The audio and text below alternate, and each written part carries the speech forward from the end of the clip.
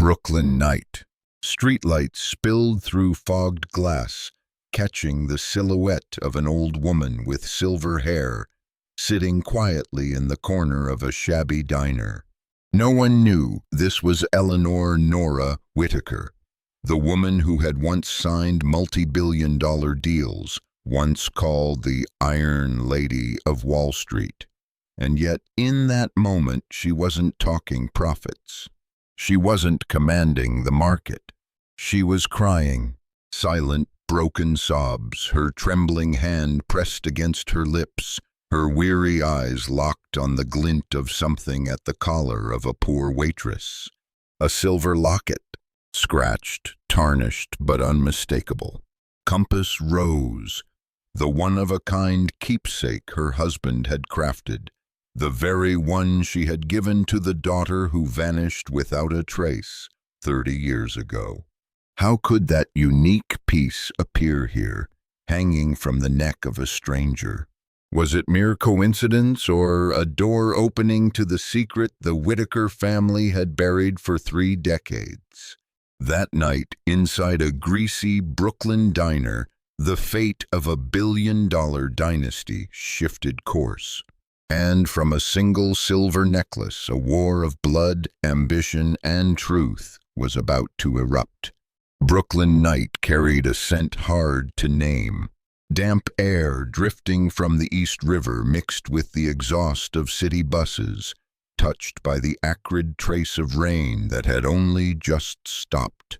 Anyone who had wandered here past 10 p.m. knew the sight. Empty streets, small diners throwing tired yellow light onto the sidewalk like worn-out lighthouses for the lost. Harbor and Hearth Diner was one of them. No flashy sign, just a neon board flickering faintly, as if it too was fighting to survive each night shift. Cracked leather booths, scarred wooden tables, the thin aroma of watered-down coffee threading through the air. Regulars were long-haul drivers, night shift workers, and a few young couples who liked the quiet. And tonight, in the darkest corner of the diner, sat a guest no one could have imagined. A small framed old woman in a black wool coat, silver hair neatly pinned back. Her face was carved with lines, yet the corners of her mouth and eyes still carried faint traces of command. She was Eleanor Nora Whitaker, a name that, when it appeared on the front page of financial papers, could make entire markets tremble. But here, in this humble diner, nobody knew who she was. Nora could have chosen any Michelin-starred restaurant in the city. Yet every month she drove her aging black town car to this very diner. No bodyguards, no driver, no entourage. She always sat at the same window booth, ordering nothing more than a plate of fries and a glass of water. The reason was heartbreakingly simple. This was where she and Robert Whitaker, her late husband, had their first date. Back then, the place was a rundown eatery. They had sat by the window sharing one plate of fries because neither could afford more.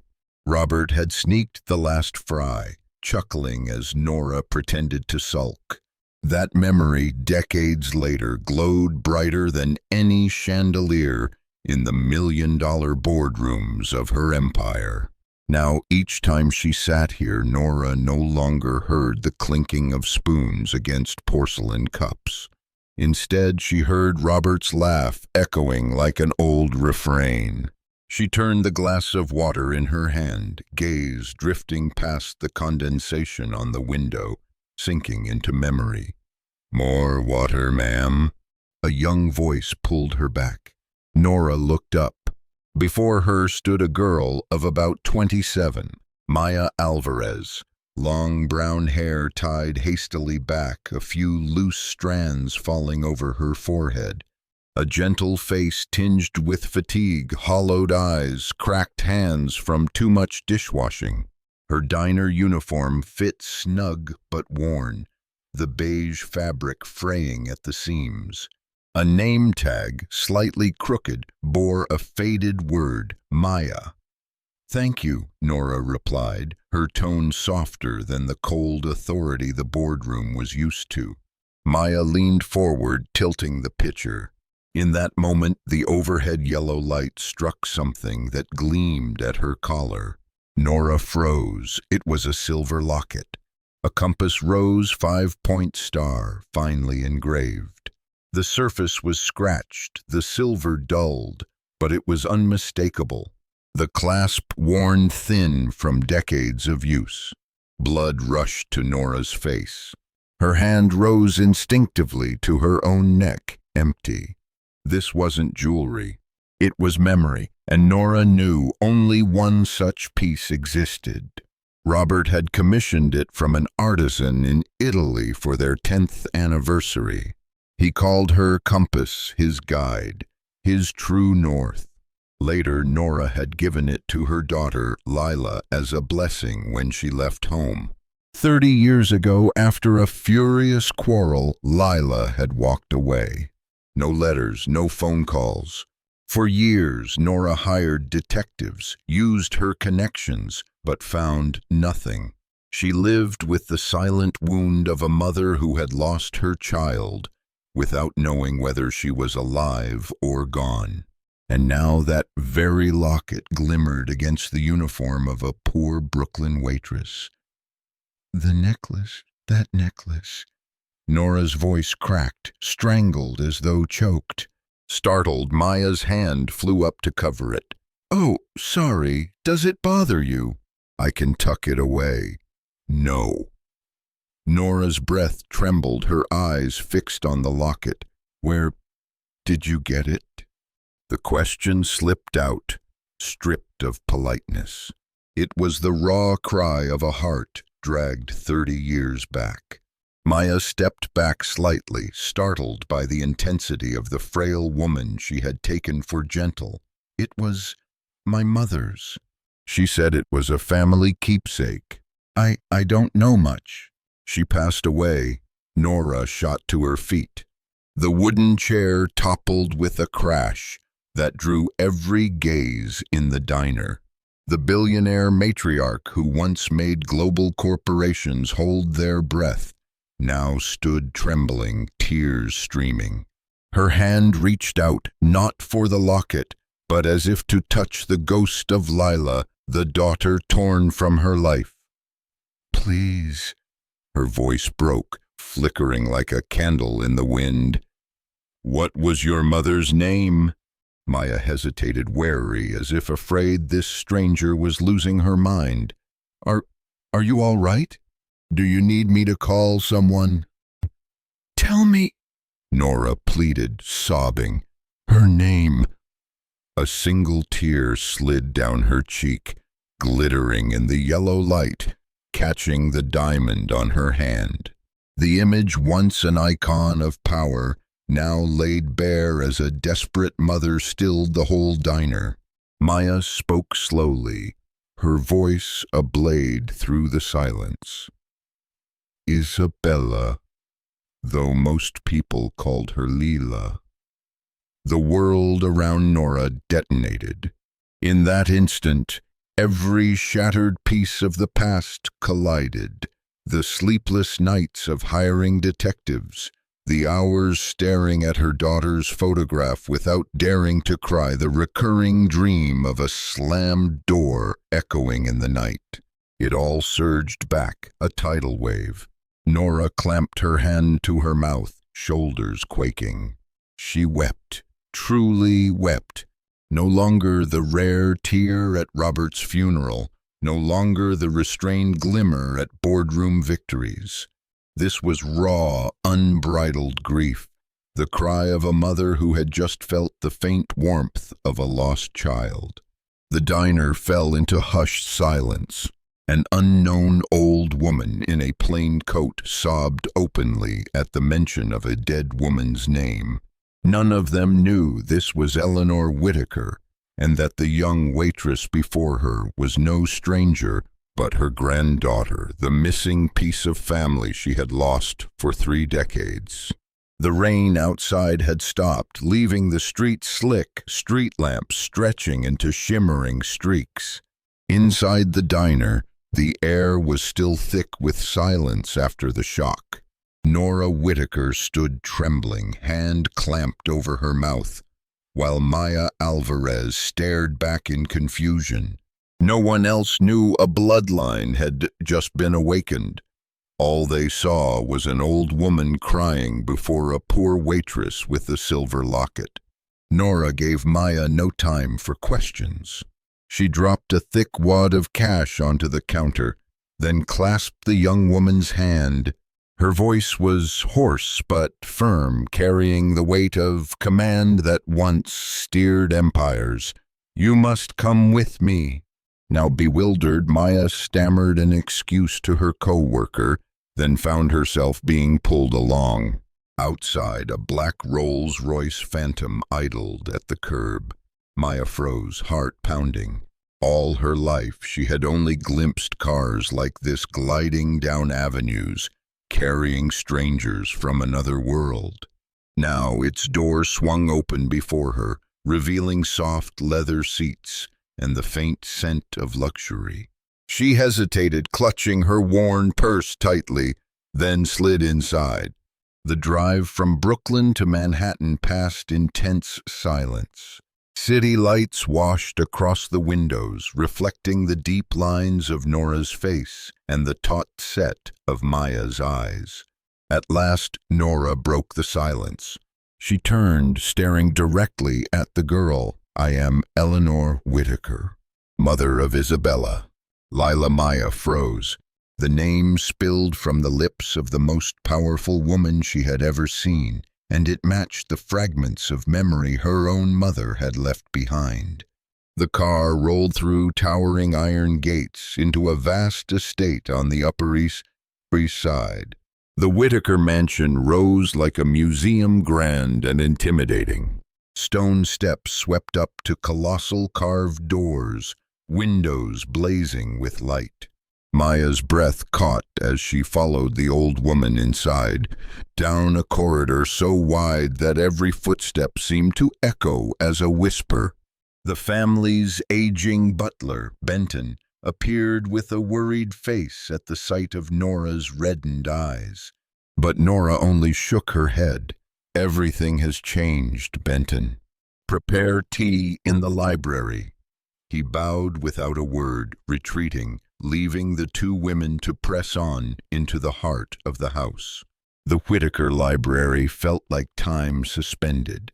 Dark wood-paneled walls, shelves climbing to the ceiling, books in leather bindings steeped in age. A fire blazed in the hearth, flames dancing across a large portrait. Robert Whitaker, Nora's late husband, smiling with warmth and gravity. Maya studied the painting, sensing something familiar in the eyes. Nora sank into a velvet armchair, gesturing for Maya to sit opposite. Her gaze dropped to the chain glinting beneath Maya's collar. "Let me see it." Maya hesitated. Since childhood, her mother had told her never to open the locket, that it carried only questions with no answers. But in Nora's pleading eyes, she saw a desperation she couldn't refuse. Her hands shook as she found the nearly invisible clasp. A soft click, the locket opened. Firelight reflected across its two halves. On one side, a faded photograph of a young couple laughing, Nora and Robert, decades ago. On the other, an inscription finely engraved, "To my compass, R.W." Maya gasped. Nora nearly collapsed, trembling as her fingers brushed the image, tears spilling onto her aged hands. "It's real. Robert called me compass. I gave it to Lila." There can be no mistake. Silence hung heavy. The fire crackled, beating like the pulse of two women's hearts. Maya's world tilted. She had only known her mother as a weary woman who never spoke of her past. Now, in this grand mansion, a billionaire claimed to be her grandmother. Nora steadied herself, voice ragged yet resolute. She told stories of Lila, her love of art, her defiant search for beauty in overlooked places. She admitted to pressuring her daughter into law and finance, forbidding her romance with a poor musician named Daniel. And finally, she confessed to the terrible quarrel that shattered everything. The slam of a door, footsteps vanishing into the night. Maya listened, eyes brimming. The puzzle pieces of her mother's unwanted paintings, long silences by the window finally fit. She understood why her mother never spoke of family. She understood the silent grief she had carried.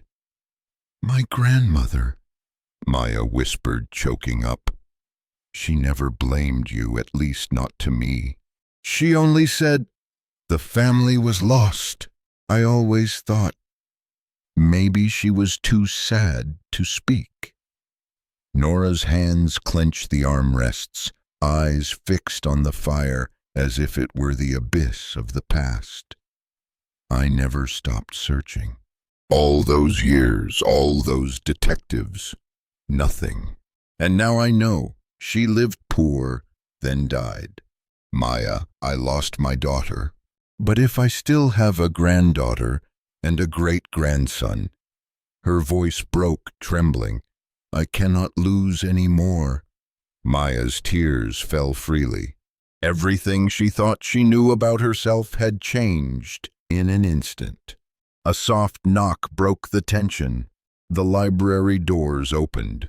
Benton entered with a silver tray of tea, but behind him loomed a tall figure.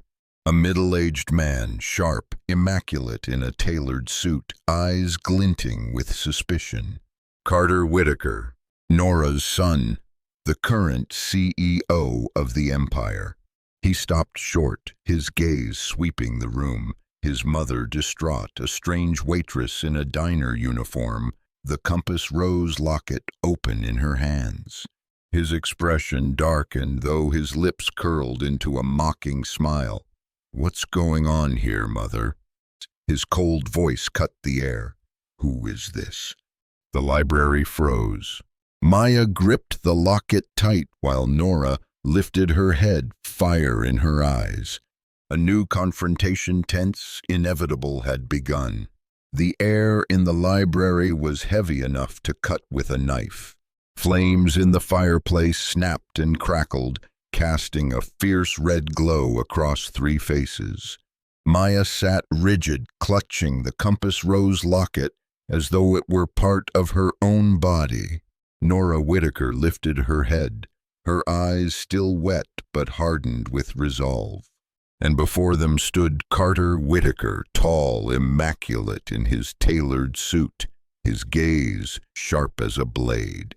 He advanced a few steps, his voice filling the vast room. "Who is this woman, Mother? And why is she here, sitting in the family library with the necklace I thought had vanished? With Lila?" His words carried not curiosity, but the weight of an accusation. Nora drew a deep breath. "Carter, you must listen. This is Maya Alvarez." Lila's daughter Carter froze for a beat, then let out a short, humorless laugh. "You can't be serious. A waitress in some greasy Brooklyn diner, our long-lost bloodline, and you're convinced just because she wears a trinket? Mother, the world is full of opportunists. A tarnished locket, a sob story spun with tears, and you collapse instantly." "I'm disappointed," Maya opened her mouth to protest, but Nora lifted a hand, silencing her. Her own voice cracked, yet stayed firm. "This isn't just any locket, Carter. Your father had it made. I gave it to Lila. There is no copy. It is the only witness to our bloodline." Carter stepped closer, standing beneath Robert Whitaker's portrait.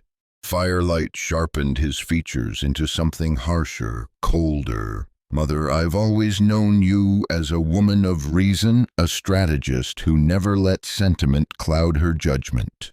And now?" here you are, trembling and crying over a stranger. If the press ever learns of this, what will they say? What will shareholders think? Will Whitaker dynamics crumble because of some emotional tale in a diner? Maya's chest tightened. She had never wanted to be seen as a threat, never dreamed of money or empires. But the contempt in Carter's tone, its dismissal, its cruelty burned her with both anger and hurt. "You're wrong," she said suddenly, her voice unsteady but clear. "I don't know who you people are, and I never asked for this. All I know is this necklace belonged to my mother. Her name was Lila, and she died in poverty. I don't need money. I don't want inheritance. I want the truth." Carter spun, eyes narrowing, his smile a razor. Nice words. But truth isn't proven by tears. It requires evidence. DNA. If you're truly Lila's daughter, then prove it. Otherwise, you're just a liar who stumbled on a piece of jewelry and wove a tragic fable to exploit us. Nora flinched. She turned on her son, eyes flashing. "You dare insult your own blood?" "Blood?" Carter cut in, voice like ice. "You're letting your old heart deceive you. Have you forgotten the parasites over the years, spinning stories to leech off us? They saw your weakness, your grief, and exploited it. I won't let Whitaker Dynamics, what you and Father built, collapse because of some cheap drama." Maya shot to her feet, her chair crashing to the floor. Her face burned red, tears glinting in furious eyes.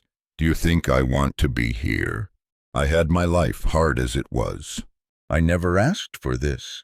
I didn't even know this family existed until tonight. It was your mother, my grandmother, who brought me here because she recognized the locket. I don't need you to believe me, but don't call me a liar." The room reverberated with 3 generations colliding. Nora rose too. Though her frame was frail, her presence blazed like when she once commanded boardrooms. "Carter, listen to me. I gave my life to preserve this empire, but it was never more important than family. If Maya is my granddaughter, then whether you accept it or not, I do." Carter stared back, his eyes dark with anger and disdain. "If you want to believe her, I won't stop you. But I will protect our reputation and our wealth. There's only one way to end this argument, a DNA test. If it matches, I'll be silent. If not," he lowered his voice, "you'll see how humiliatingly you've been deceived." Maya felt her throat tighten. The thought of giving blood, of exposing herself and her son to this ruthless family, terrified her.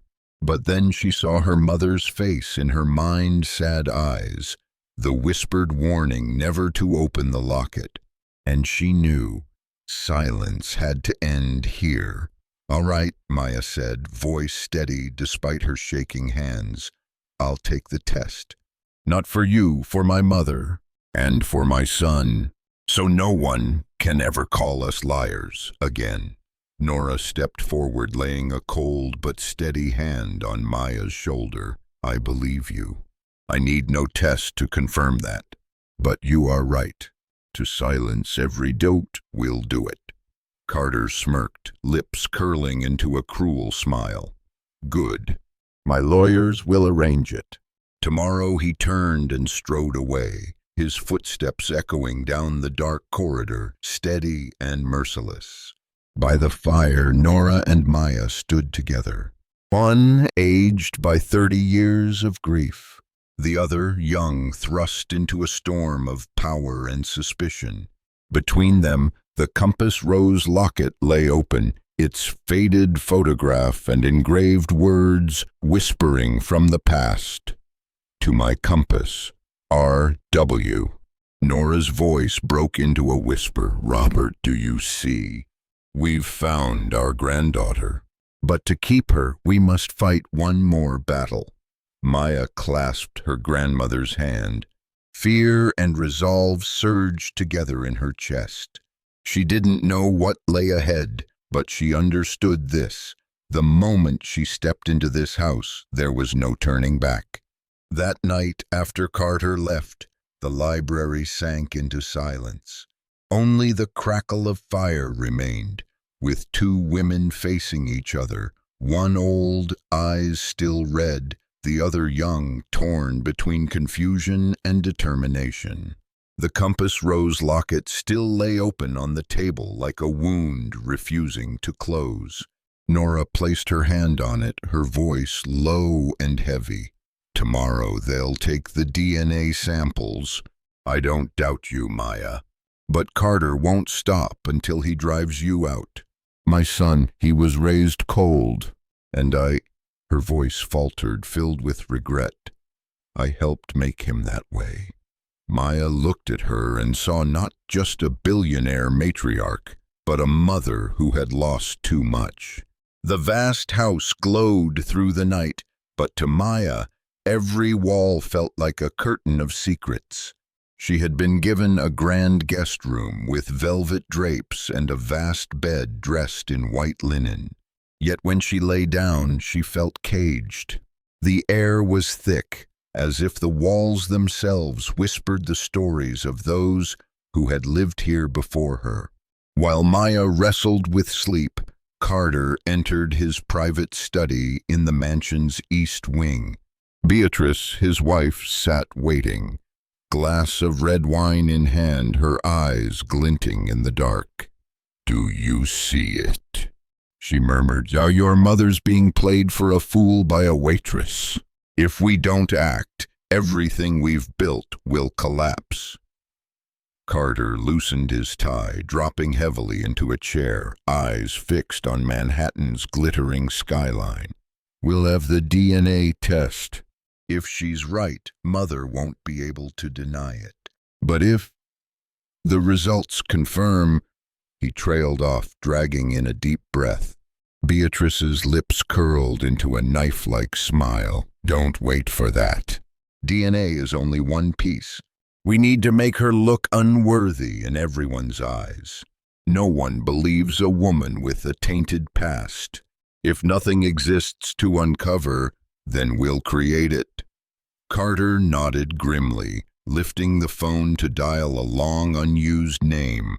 Robert Sterling, a private investigator infamous for never coming back empty-handed.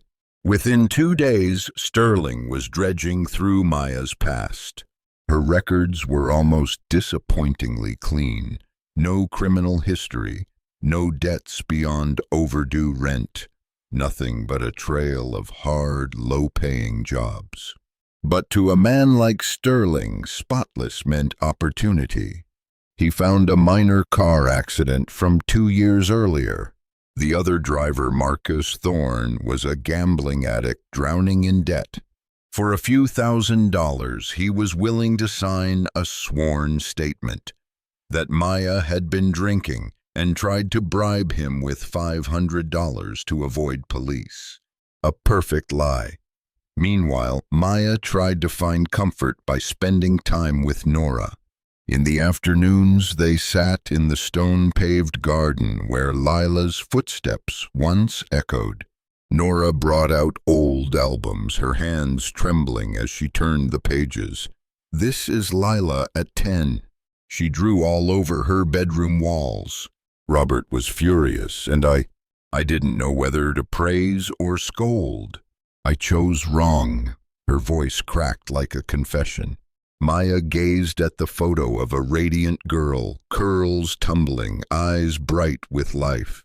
She touched the picture and saw her mother, not weary, not worn down, but young and brimming with dreams. Sorrow swelled, but for the first time,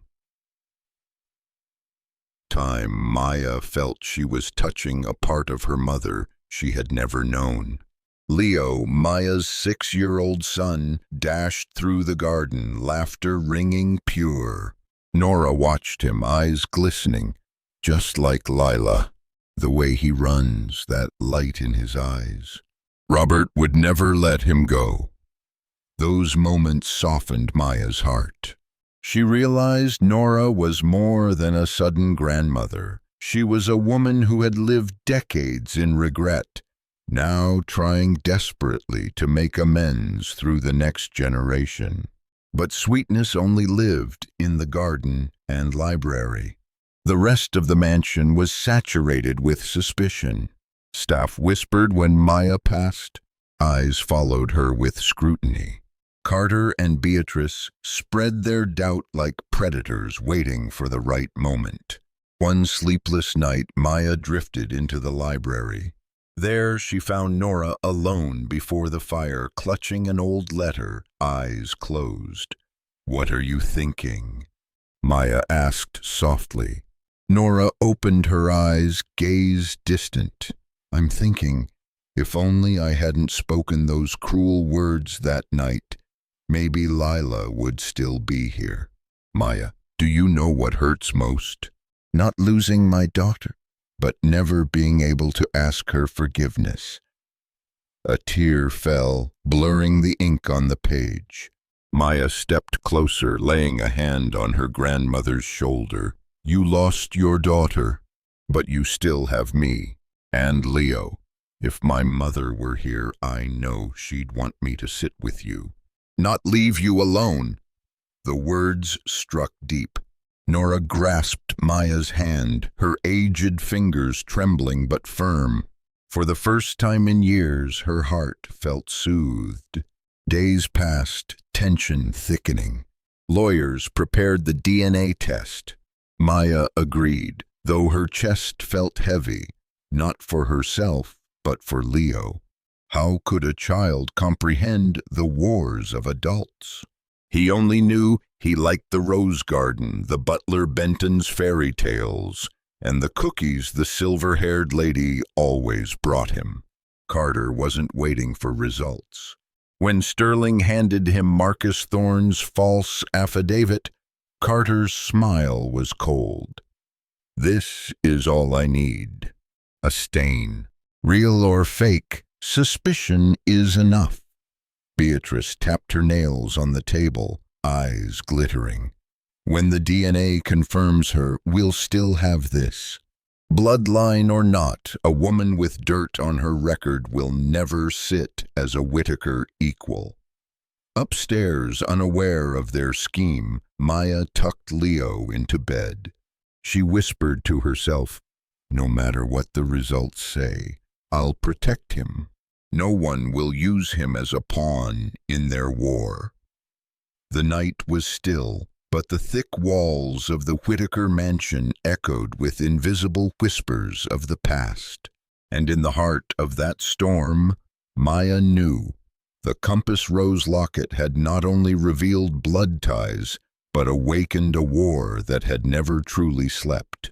The day of the DNA results arrived, and tension in the Whitaker mansion was so thick, even the servants walked on tiptoe.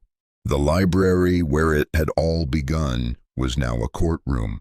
Nora sat in her velvet armchair, hands clasped and trembling. Maya sat beside her, clutching Leo's small hand, her heart heavy with fear for herself, but even more for her son. Across from them, Carter and Beatrice sat rigid, cold-eyed, calculated. The room was silent until the butler Benton opened the door and ushered in the family's lawyer, Mr. Abernathy, his silver hair gleaming, a sealed envelope in his hand. His footsteps echoed with each beat, blending with the snap of the fire. The air felt like judgment was about to fall. He stopped before them, calmly opening the envelope with the precision of a man accustomed to grave moments. He scanned the page, then lifted his eyes.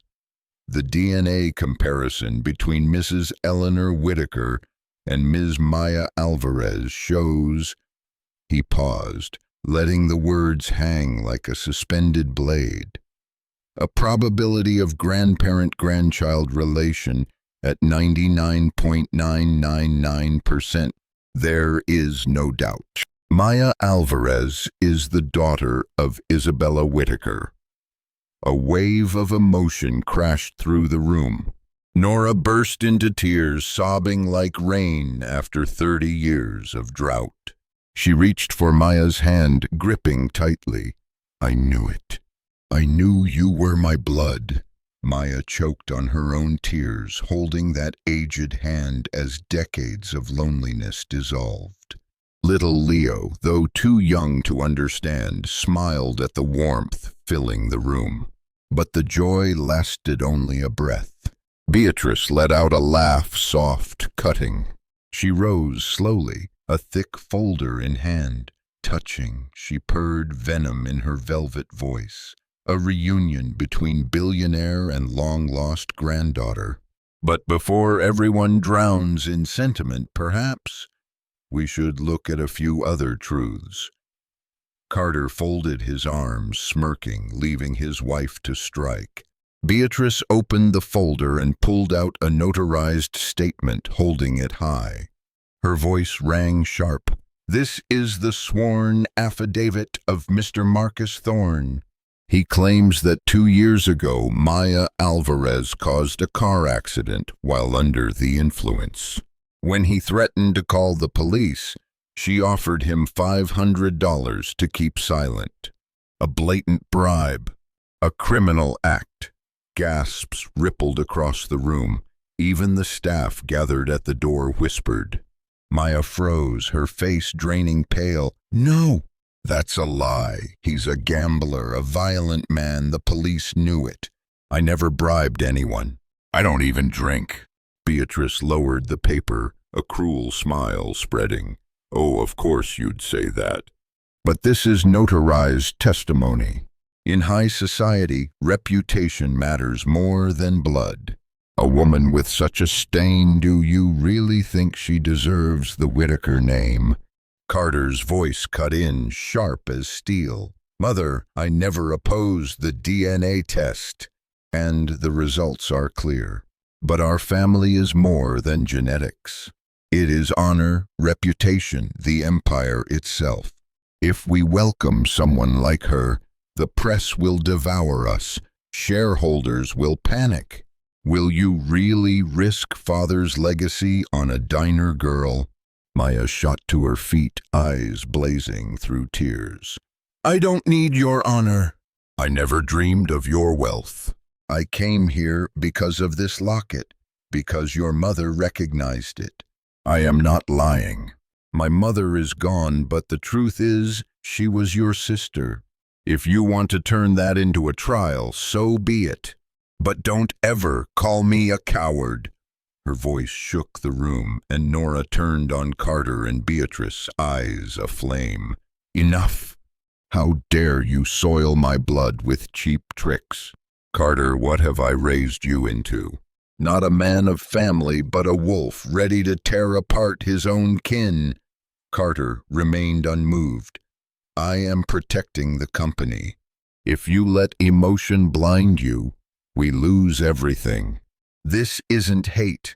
It's responsibility. Nora laughed bitterly, tears streaking her fury. Responsibility. Number. This is ambition. You forgot Isabella was your sister. Now you mean to destroy your own niece to keep your chair. That is betrayal.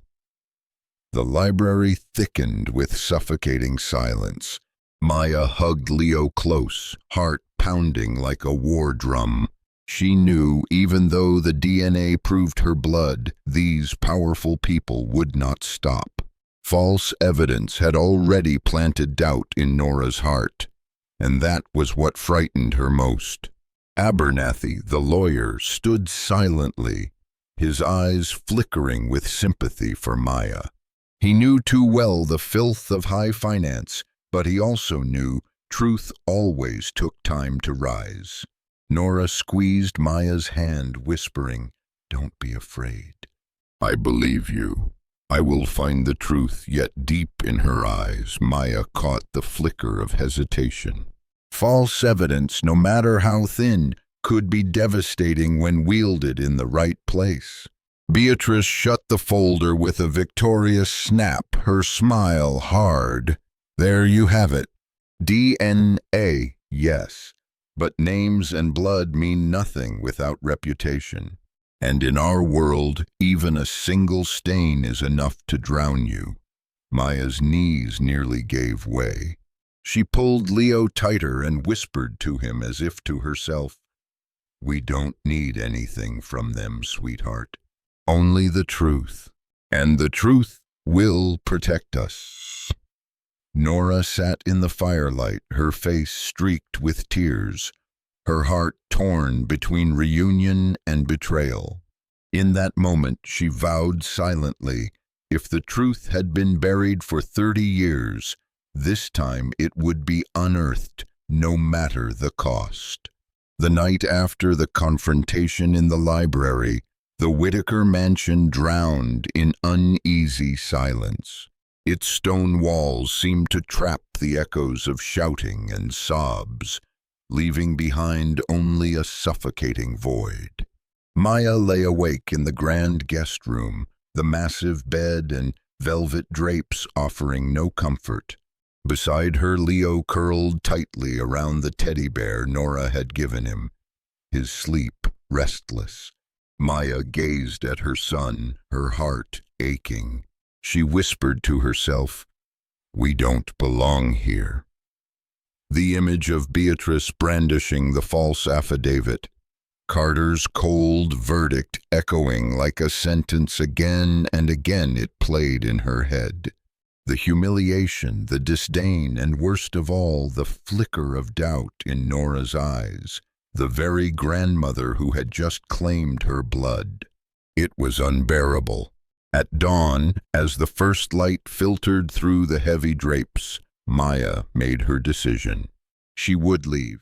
Wealth, legacy, promises, it all meant nothing. All that mattered was peace for her son. Quietly, she pulled her suitcase from under the bed, folding Leo's little clothes, her worn waitress uniforms. Each item packed felt like cutting another fragile thread, tying her to this place. As she checked the wardrobe, her eyes caught a dusty cardboard box on the high shelf, long forgotten. Dust clung thick, but faint letters scrawled on the side stopped her cold. Isabella. Her pulse raced. She dragged a chair over, reached, and lowered the box.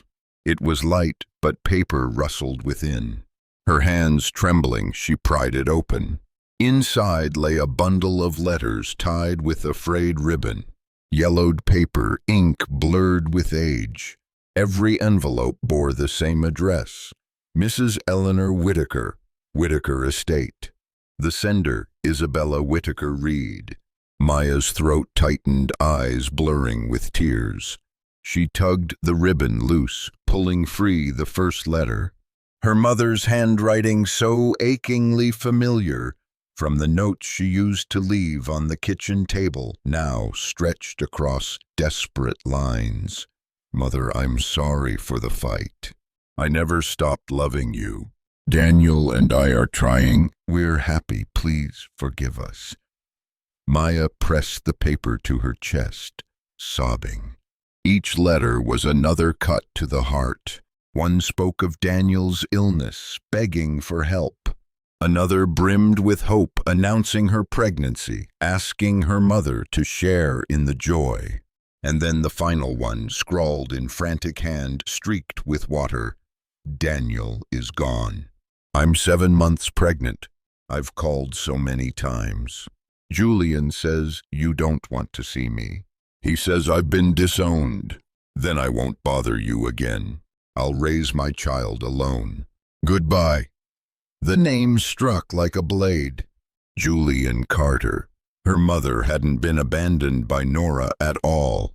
It was Carter who had intercepted every letter, every call. He had severed the bond, leaving Lila to vanish, condemning her to die alone. Maya collapsed to the floor, clutching the letters, sobs breaking out of her chest. Leo stirred awake, rubbing his eyes, then ran to wrap his arms around her. "Mommy, why are you crying?" Maya pulled him close, whispering through her tears, "Because I just found the truth. And because your grandmother was robbed of her chance to forgive, she knew then she couldn't leave." These letters were the key, the proof of Carter's betrayal, not only of his sister but of his parents. If Nora saw them, she would understand. If the world knew, the mask Carter wore would be torn away. Maya wiped her face, gathered the letters, tied them back with the ribbon, and hid them in her suitcase between layers of clothes. Her hands trembled, but fire rose in her chest. That morning, as she descended the stairs, the household's eyes followed her. They saw a disgraced intruder, poisoned by Beatrice's whispers. Carter sat in the dining room, reading his paper, not sparing her a glance. Beatrice lifted her teacup, a smug smile tugging her lips. But Maya no longer bowed her head. She walked past them, carrying the secret that could destroy every lie. Nora was in the library, staring into the fire, her eyes far away. When Maya entered, she looked up, concern etched across her lined face. Maya sat down opposite her, hands clenched tight. She didn't reveal the truth yet. Timing mattered. This secret was not a crack, but an earthquake. In her mind echoed her mother's voice, soft on sleepless nights. "You don't need to understand everything. Just keep your heart clean. One day the truth will find you," and that day had come. Evening fell heavy over the Whitaker mansion. Rain lashed against the tall windows, lightning slicing the sky, as though the world itself sensed the storm within its walls. In the library, Nora sat in silence, firelight reflecting off her damp cheeks. Across from her, Maya stood, pale but resolute, the bundle of letters clutched in her hands. Her voice trembled, yet carried a steel edge. "I found these in the guest room closet. They're my mother's. Letters she wrote to you decades ago." Nora blinked, confused, before Maya untied the frayed ribbon and laid the stack gently on the table. The inked names Eleanor Whitaker leapt out like ghosts. Nora's hand shot forward, trembling, lifting one envelope. As her eyes scanned the familiar handwriting, her lips parted. Her daughter's voice returned to her, alive, apologizing, begging, hoping, and finally breaking. "No," Nora whispered, clutching the paper to her chest. Her whole body shook. She reached for me all these years, and I thought she hated me." Tears streamed down her face, unstoppable. But it wasn't me. Someone stopped her. Someone silenced her. Maya swallowed hard, meeting her grandmother's gaze. "It was Carter. His name is in the last letter. He told her you didn't want her anymore. He cut her off from you. He condemned her, Nora." The words struck like thunder. Nora's hand froze mid-air, the paper crackling as her fury rose. "Carter," she breathed, her voice low, guttural. "My son." At that exact moment, the library doors swung open. Carter strode in, Beatrice at his side, their faces calm, masks of control. "What is this drama now?" Carter's tone was sharp, irritated. But when his eyes fell on the scattered letters, his composure cracked for just a heartbeat. Nora rose, frail frame trembling but filled with fire. She held one letter aloft, her voice fierce, echoing through the chamber. "How dare you? You told me she abandoned me. You let me live 30 years thinking my child despised me. All the while she was begging for my forgiveness. You, my own son, stole her from me." The staff at the doorway gasped. Benton the butler lowered his head, sorrow etched across his face, as if the truth had been whispered in rumors but never dared spoken. Carter's jaw clenched. His eyes narrowed to cold slits. Mother, those letters, they're nothing. She made her choice. She left. Don't twist the past. Maya stepped forward, slamming the final letter down on the table, her voice breaking. She didn't leave. She begged for help when Daniel was dying. She begged you to share her joy when she was pregnant with me. And then she begged for one last chance. But you stole it from her. You killed her with silence. Nora's fury ignited. Her hand, frail yet commanding, slammed the armrest. Do not lie to me, Carter. I see your fingerprints all over this. You thought you could bury her with your ambition, but you cannot bury the truth. Not anymore. Lightning flared, illuminating Carter's face, a mask cracking under the weight of exposure. Beatrice reached to steady him, whispering sharply, but Nora's voice cut through. From this moment, she declared, her voice thunder, I strip you of my trust. You are no longer my heir. Maya is my blood, and she will inherit what you tried to destroy. The Whitaker name belongs to her now. The words echoed like a verdict. The staff murmured, shocked. Maya froze, unable to breathe. Carter's face twisted, rage and disbelief colliding. You would betray me for her? A stranger who doesn't know our world? His voice shook the glass panes. Nora's reply was cold, unshaken. You betrayed me first. You betrayed your sister, and for that you will answer for the first time. Carter's mask slipped. His fury was naked, dangerous. He leaned close, his whisper venom. This isn't over. Blood may tie her to you, but power still answers to me. If you crown her, I'll burn this empire to the ground before I let it pass into her hands. The fire crackled, thunder rolled, and silence fell again. Maya's chest heaved, heart racing, but her grip on the letters never loosened.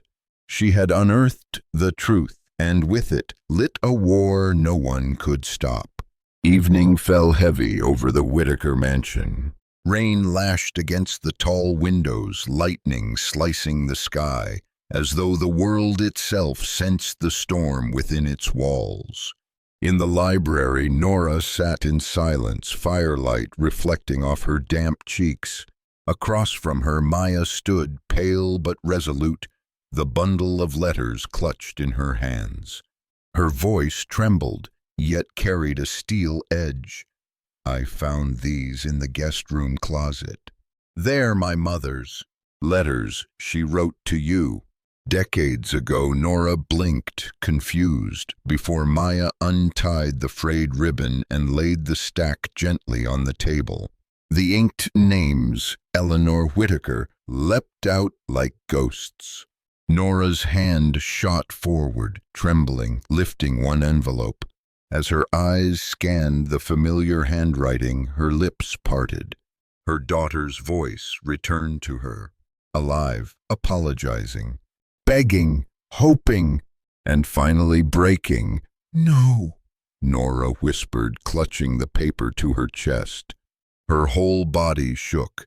She reached for me all these years, and I thought she hated me.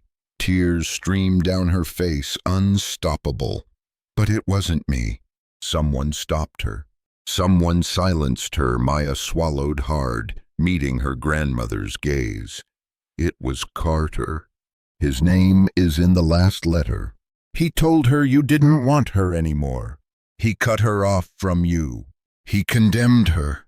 Nora. The words struck like thunder. Nora's hand froze midair, the paper crackling as her fury rose. Carter, she breathed, her voice low, guttural. My son. At that exact moment, the library doors swung open. Carter strode in, Beatrice at his side, their faces calm, masks of control. What is this drama now? Carter's tone was sharp, irritated, but when his eyes fell on the scattered letters, his composure cracked for just a heartbeat. Nora rose, frail frame trembling but filled with fire. She held one letter aloft, her voice fierce, echoing through the chamber. "How dare you? You told me she abandoned me. You let me live 30 years thinking my child despised me. All the while she was begging for my forgiveness. You, my own son, stole her from me." The staff at the doorway gasped. Benton, the butler, lowered his head, sorrow etched across his face, as if the truth had been whispered in rumors but never dared spoken. Carter's jaw clenched. His eyes narrowed to cold slits. "Mother, those letters, they're nothing. She made her choice, she left. Don't twist the past." Maya stepped forward, slamming the final letter down on the table, her voice breaking. "She didn't leave. She begged for help when Daniel was dying. She begged you to share her joy when she was pregnant with me. And then she begged for one last chance. But you stole it from her. You killed her with silence." Nora's fury ignited. Her hand, frail yet commanding, slammed the armrest. "Do not lie to me, Carter. I see your fingerprints all over this. You thought you could bury her with your ambition, but you cannot bury the truth. Not anymore." Lightning flared, illuminating Carter's face, a mask cracking under the weight of exposure. Beatrice reached to steady him, whispering sharply, but Nora's voice cut through. "From this moment," she declared, her voice thunder, "I strip you of my trust. You are no longer my heir. Maya is my blood, and she will inherit what you tried to destroy. The Whitaker name belongs to her now." The words echoed like a verdict. The staff murmured, shocked. Maya froze, unable to breathe. Carter's face twisted, rage and disbelief colliding. "You would betray me for her? A stranger who doesn't know our world?" His voice shook the glass panes. Nora's reply was cold, unshaken. "You betrayed me first. You betrayed your sister, and for that you will answer." For the first time, Carter's mask slipped. His fury was naked, dangerous. He leaned close, his whisper venom. "This isn't over. Blood may tie her to you, but power still answers to me. If you crown her, I'll burn this empire to the ground before I let it pass into her hands." The fire crackled, thunder rolled, and silence fell again. Maya's chest heaved, heart racing, but her grip on the letters never loosened. She had unearthed the truth, and with it lit a war no one could stop. The Whitaker mansion no longer felt like a home, it was a battlefield. Word of the letters spread quickly through the household staff, and whispers traveled faster than fire. Every servant, every advisor now looked at Carter with veiled eyes, their respect fractured by the revelation.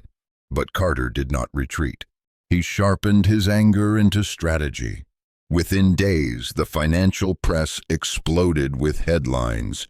"Whitaker heiress or imposter?" She splashed across the front pages, accompanied by blurry photographs of Maya leaving the mansion with Leo in her arms. Beatrice's influence ran deep in the media. Stories circulated of Maya's supposed criminal past, the fabricated bribery scandal. Overnight, the world painted her as a fraud, a manipulative waitress who had preyed on an old woman's grief. Maya's phone buzzed relentlessly. Threats, insults, strangers telling her to disappear. She turned it off, clutching Leo close as he asked why people on the TV were saying his mommy was bad. Her heart cracked, but she held him, whispering, The truth will protect us. Don't listen, Nora meanwhile summoned her legal team. The letters were authenticated by handwriting experts, the paper dated and verified. Abernathy, the lawyer, pressed forward, insisting they take the case public. Once these letters are released, Carter's reputation will shatter. His position as CEO will be untenable, but Carter anticipated the move. At the next board meeting, he strode in with Beatrice at his side, presenting a calm, confident face. "Mother is unwell," he announced, his voice steady but laced with venom. "Grief has clouded her judgment.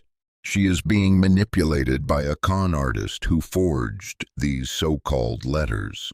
For the good of Whitaker Dynamics, I will petition for temporary guardianship over her estate until she recovers." Gasps filled the boardroom. Nora, seated with Maya beside her, rose slowly, her frail frame belying the fury in her eyes. She laid the letters down, each one sliding across the polished mahogany table like shards of truth. "These are my daughter's words. No forger could replicate the ache of a child begging for her mother's forgiveness, and no power-hungry son will silence them again." The board members sat torn, watching a war between bloodlines unfold before their eyes. Some leaned toward Carter's authority, others toward Nora's conviction. It was a house divided. That night, tension erupted into violence. As Maya left the mansion to clear her head, a black SUV screeched onto the curb. Men in dark clothes rushed out trying to rip the letters from her bag. She screamed, clutching them to her chest, but a figure burst from the shadows. Benton, the butler, wielding nothing but a heavy walking cane. "Run, Miss Maya," he roared, striking one of the attackers across the arm. Maya bolted, Leo's terrified cries piercing the night, her heart hammering. The letters stayed in her grip. The men retreated as neighbors shouted and lights flicked on across the street. Shaken but safe, Maya returned to the mansion. Nora clasped her tightly, whispering, "Now you see, my dear. Carter will stop at nothing. He knows the letters are real. That's why he fears them." The attack ignited something in Maya. Fear turned to fire. She looked her grandmother in the eyes and said, "Then we fight. Not in shadows, not in whispers. We'll show the world the truth." Nora nodded, tears brimming, but her gaze fierce. "Yes, tomorrow we go public. Tomorrow the Whitaker Empire will face its reckoning." Outside the storm raged, rain battering the mansion's windows. Inside, two women, grandmother and granddaughter, clung to each other, ready to set the world ablaze with truth. And Carter, watching from his private study, lit a cigar, smoke curling like a serpent around his cold smile. "This," he muttered to himself, "is only the beginning." The following morning, Manhattan buzzed with an electricity that wasn't just from the storm clouds still clinging to the skyline. News vans lined the street outside the Whitaker mansion, cameras flashing like lightning, reporters shouting into microphones. The air smelled of wet asphalt, ink, and tension. Everyone knew something historic was about to unfold. Inside the grand ballroom, usually reserved for galas and fundraisers, a press conference had been hastily arranged. Rows of chairs filled with journalists, cameras stacked on tripods, microphones bristling like weapons pointed at the stage. At the center, a long oak table stood ready. Nora Whitaker entered first, leaning on her cane, her presence commanding silence despite her frailty. Beside her walked Maya, holding Leo's small hand, the compass rose locket gleaming faintly against her blouse. Together they looked fragile and yet unbreakable. Nora took her seat, her voice steady as she began. For 30 years I mourned my daughter Isabella. I believed she abandoned me. I believed she wanted nothing to do with this family. Today I stand before you to tell the world the truth. I was deceived. By my own son, gasps rippled through the crowd, cameras clicking furiously. Nora lifted the bundle of letters, placing them on the table one by one, her voice trembling with righteous fury. These are Isabella's words. Letters she wrote to me pleading for forgiveness, for help, for love. Letters I never received, because Carter Whitaker intercepted them.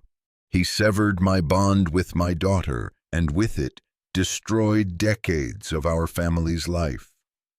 Maya stepped forward, her voice raw but resolute. My mother died believing she was unwanted. She raised me alone with nothing but strength and love. Today I stand here not for wealth, not for inheritance, but for her truth. The world must know she was silenced, and that silence was engineered. The ballroom erupted with questions, flashes exploding. Reporters shouted, "Do you have proof? What will this mean for Whitaker dynamics? Will you disinherit Carter?" Before Nora could answer, the doors slammed open. Carter strode in, Beatrice at his side, their entourage of lawyers trailing behind. His face was calm, sculpted for the cameras, his voice smooth like a rehearsed script. Lies. All of it. Forged letters, a grieving mother manipulated, and a waitress who sees an opportunity. This is nothing but theater. He swept a cold gaze across the room. I remain the CEO of Whitaker Dynamics. Our empire stands strong, and it will not fall to charlatans and frauds. But Abernathy, the family lawyer, stepped forward, voice sharp. The letters have been authenticated by independent experts. The evidence is irrefutable. The truth cannot be dismissed. Carter's composure cracked, his jaw tightening. He turned to the cameras, his mask slipping. Even if the letters are real, what of it? She left. She made her choice. The company's future is what matters, not the regrets of the dead. The words hung in the air, cruel and irreversible. A murmur of disgust rippled through the reporters. The image of a ruthless son dismissing his sister's pleas and his mother's grief was broadcast live to millions. Nora rose, frail but fierce, slamming her cane against the floor. The sound echoed like a gavel. Enough! Carter Whitaker, from this day forward, you are stripped of your authority. You are no longer the heir to this family or its empire.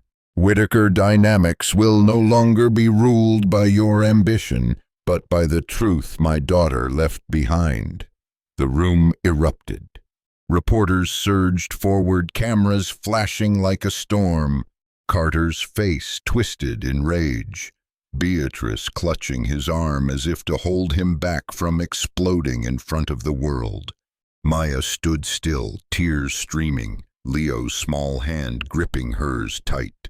For the first time, the world saw her not as a fraud, not as a waitress, but as the rightful heir to a stolen legacy, and as the living proof of a mother's silenced love. After the press conference at the plaza, the city seemed to exhale a truth it had held back for 3 decades.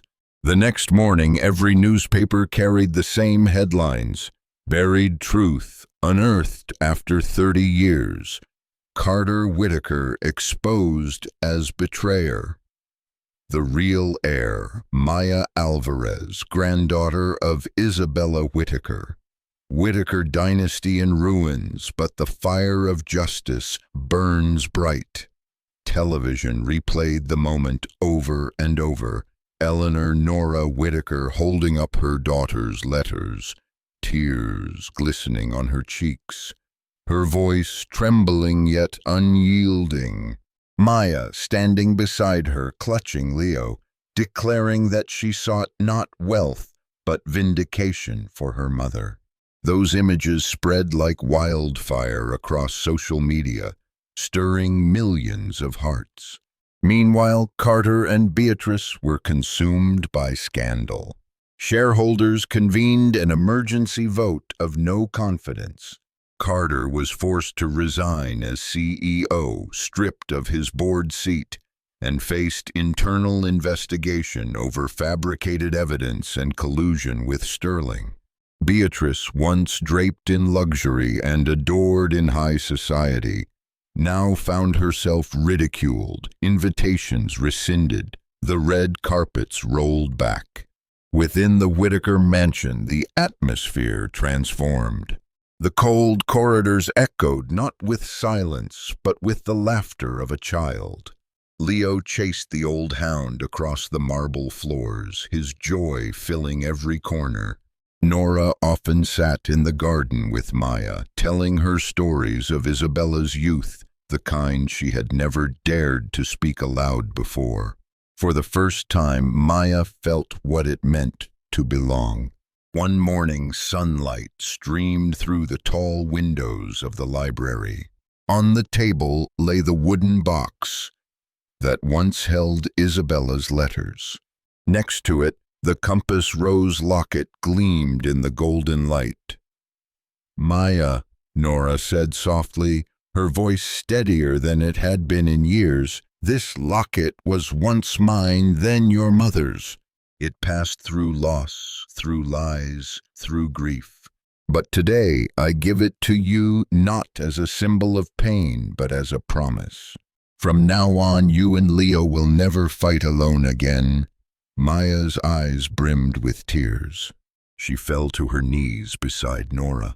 "I don't need fortune or power.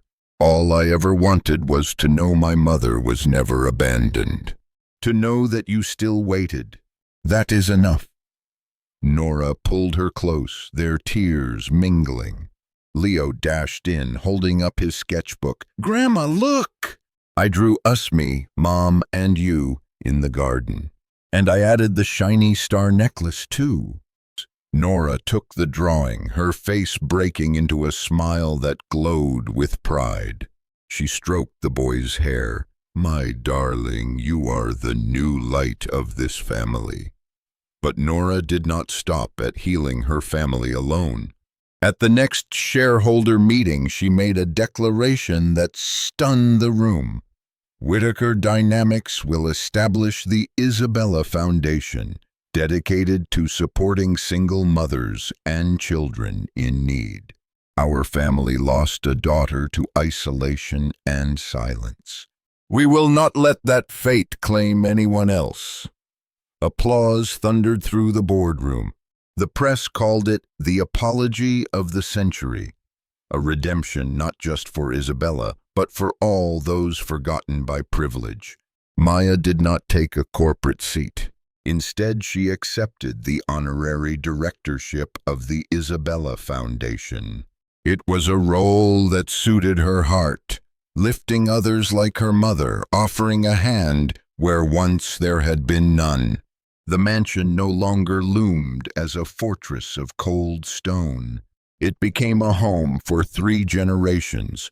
Nora, who had rediscovered her courage, Maya, who had found her place, and Leo, the child whose laughter stitched the family back together. One golden evening, the 3 of them sat in the garden. Nora in her armchair, Leo resting against her lap, Maya beside them. The old woman whispered, "For so long I thought my greatest treasure was this empire, the numbers, the power, the legacy. But the real treasure is this moment. You, Maya, you, Leo, This laughter in this house, Maya nodded, gazing at the blooming roses. We lost so many years in darkness. But now, at last, we've found each other in the light of a silver star. Outside, Manhattan roared with its endless noise, but within the Whitaker estate, a new dawn had truly begun. Sunlight poured through the windows, striking the compass rose locket on Maya's neck, making it sparkle like a guiding star. Nora looked at her granddaughter and great-grandson, whispering as if to Richard and Isabella, in the beyond. We lost too many years to shadows. But at last our family is whole again, and in that house once haunted by silence, the sound of a child's laughter mingled with the garden wind. The audience knew then the true wealth was never the billion-dollar empire, nor the glittering halls of Wall Street. It was a home repaired by truth, courage, and forgiveness. Some wounds take years to heal, but truth always finds its way back. And when it does, it not only redeems a family, it gives hope to us all, that love, when it finally speaks, can triumph over ambition and deceit. And so, from a locket once thought lost, a buried truth rose to shatter lies and heal a family torn apart for 3 decades. The Whitakers had been built on steel, ambition, and money, but in the end, it was not numbers or empires that endured. It was forgiveness. It was the courage to face betrayal. It was the laughter of a child echoing through halls once frozen by silence. Eleanor Whitaker, once called the Iron Lady of Wall Street, lived her final years not as a titan of finance, but as a grandmother who chose love over power. Maya Alvarez, once dismissed as a waitress from Brooklyn, became the living proof that truth, no matter how deeply buried, will always find its way home. And Leo, innocent, joyful Leo, grew up knowing his legacy was not stained by lies, but lit by a compass pointing toward hope. The world saw a dynasty fractured, but what remained was stronger than any stock, any tower of glass, any gilded name on Park Avenue. What remained was a family, rebuilt on honesty, humility, and second chances. So perhaps the lesson of the Whitakers is this: wealth fades, legacies crumble, lies eventually rot in the light. But truth shines.